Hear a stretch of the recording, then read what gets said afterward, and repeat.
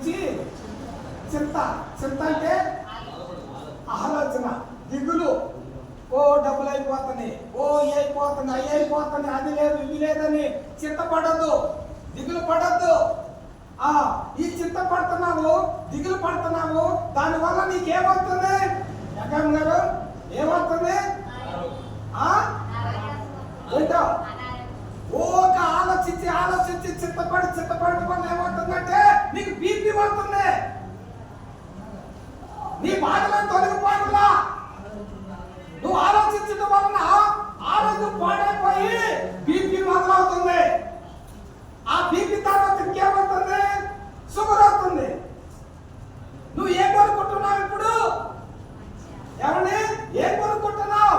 నువ్వు ఆలోచించి ఒక మోడ్ ఎక్కువ చేయలేము, ఒక మోడ్ తక్కువ చేయలేము. అది పోతుంది ఇది పోతుందని ఆలోచించిన ఉపయోగం లేదు. నువ్వేం సంపాదించుకుంటున్నావు?